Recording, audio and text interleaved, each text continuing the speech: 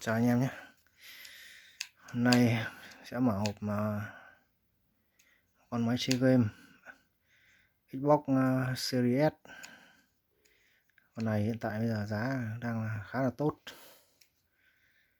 rơi vào tầm khoảng 7 đến 8 triệu đồng. Nhưng mà so với sức mạnh xử lý các thứ thì rất là ok. Tính ra nó chỉ bằng một con card màn hình tầm trung tầm thấp nha, 1660 thôi, GTX 1660 thôi, nhưng mà cái hiệu năng gaming mang lại rất ấn tượng. Thì hôm nay mình đặt hàng nó cũng đã về nơi, thì khui hộp cho anh em xem nó có cái gì trong này nhé. Hàng đang nguyên kiện này, shop bọc khá là cẩn thận, trông cũng tương đối nặng.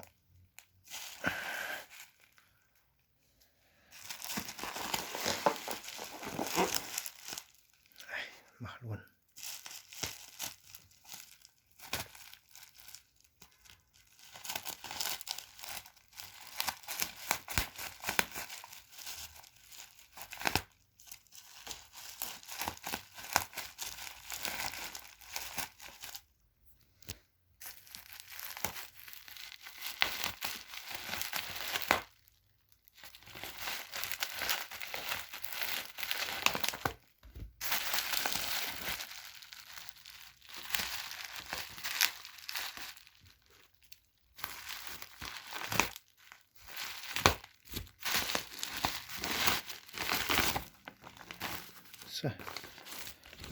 Shop khuyến mại trong một cái túi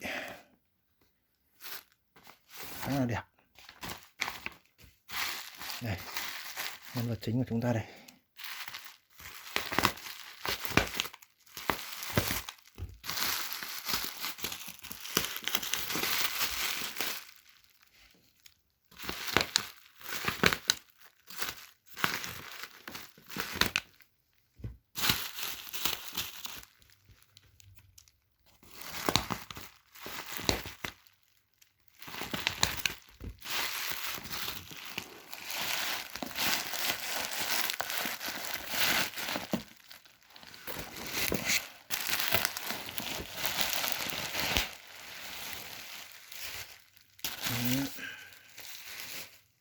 Khá là ngon nghẻ.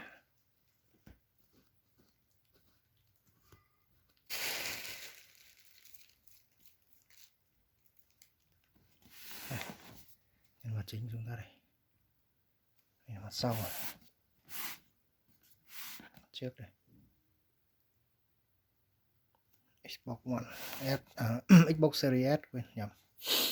Đây, Xbox Series S, dung lượng 512GB SSD, có thể chơi game với tới 120 khung hình một giây.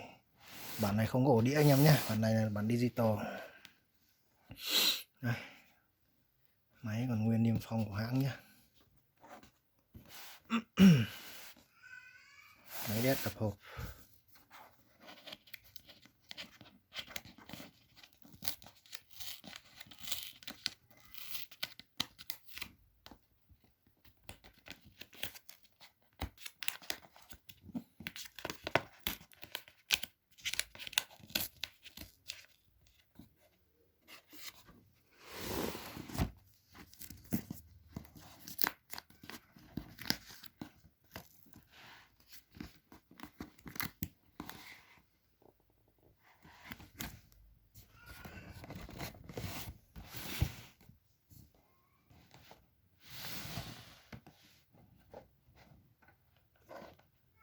Đây nữa, chưa hiểu mở cái gì. Đây,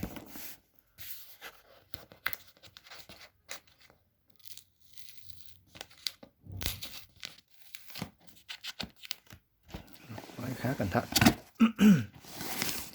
Máy là nguyên siêu nhé, nguyên siêu từ Microsoft.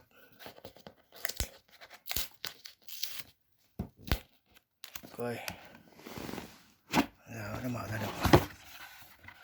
Đây, nhân vật chính đây. Máy khá nặng tay, cầm khá nặng tay.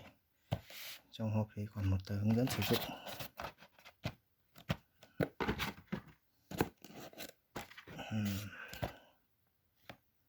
Đây, phụ kiện, một phụ kiện đây. Chúng ta có một sợi dây cáp HDMI 2.1, một đầu cấp nguồn 8 pin số 8, một cái tay cầm, một tay cầm, hết tất cả đây.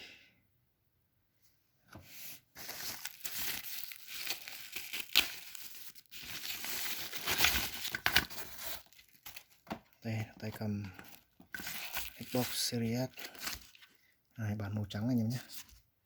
Bản này tay bản dùng một thời gian là tương đối dơ đấy. Đây. Cổng tai C.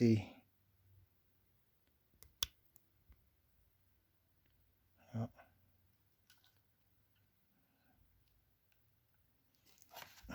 Kèm một đôi pin A. Nhân vật chính đây.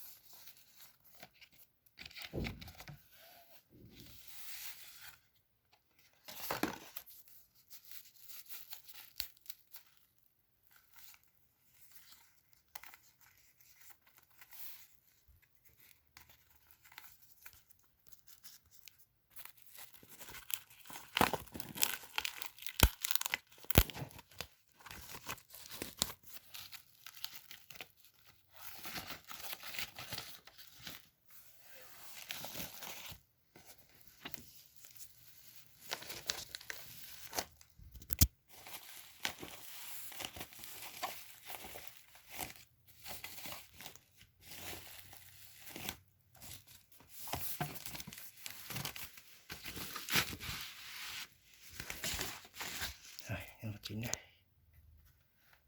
Trắng khá là đẹp.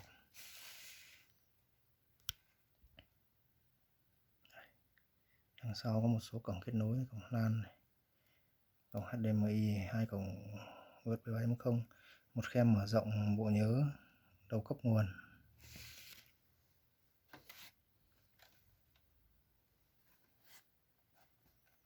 Chưa có một cổng USB và một nút nguồn. Ok. Này, anh em trông giống cái loa. Trông chẳng khác gì cái loa. Rồi, đây là tất cả những thứ có trong hộp. Rồi, cảm ơn anh em đã theo dõi video nhé. Mình sẽ trải nghiệm nó, đánh giá sau.